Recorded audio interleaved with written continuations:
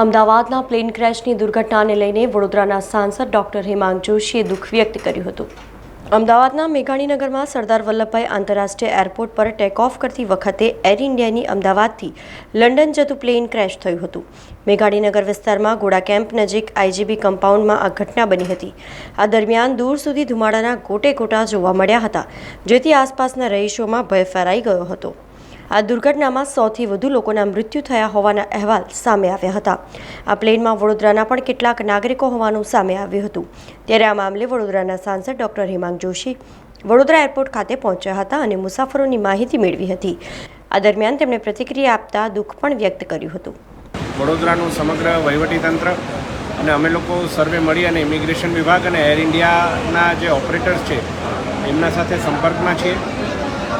Air India દ્વારા પણ એનો એક હેલ્પલાઇન નંબર પણ બહાર પાડવામાં આવ્યો છે। ગુજરાત સરકાર દ્વારા પણ હેલ્પલાઇન નંબર બહાર પાડવામાં આવ્યો છે, પરંતુ વડોદરાના કોઈ પણ આપણા નાગરિકોને કોઈ એવું શંકા જણાતી હોય કે એમના મુસાફર લંડન જતા હતા અને જો આ જ ફ્લાઇટમાં હતા કે નહીં એમને કન્ફર્મ કરવા માટે તેઓ મારા ઓફિસમાં પણ એમનો પાસપોર્ટની કોપી મોકલી શકે છે।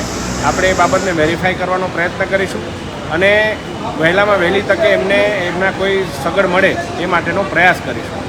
અને સાથે સાથે ઘણી બધી સંભાવનાઓ વિશે પણ આજે ચર્ચા કરવામાં આવી છે કે માની લો અમદાવાદ એરપોર્ટ કેટલા સમય સુધી જો બંધ રહેવાનો છે અને જો બંધ રહેવાનો હોય અને ફ્લાઇટ્સ અહીંયા જો ડાયવર્ટ થવાની હોય તો અહીંથી કઈ રીતે પોલીસ તંત્ર અને કલેક્ટરશ્રી સાથે મળી અને મુસાફરોનું યોગ્ય સ્થળાંતર થાય અને સલામત સ્થળાંતર થાય એ બાબતે પણ ચર્ચા કરવામાં આવી। આપના માધ્યમથી હું વડોદરા નગરજનોને જણાવવા માગીશ કે કોઈ પણ પાસપોર્ટ આપને એવું લાગતું હોય કે એ વ્યક્તિ પોતે ત્યાં ટ્રાવેલ કરી રહ્યા હતા અને આ ફ્લાઇટમાં હતા કે કેમ, તો આપ પાસપોર્ટ અમને મોકલી શકો છો। અમે એમનું કન્ફર્મ કરાવી અને આપને જે કંઈ હશે એ યોગ્ય સૂચના આપીશું। માનનીય મુખ્યમંત્રીશ્રીની સૂચના પ્રમાણે ફાયરની જે ટીમ છે, SDRFની જે ટીમ છે એમને મોકલવામાં આવ્યા છે।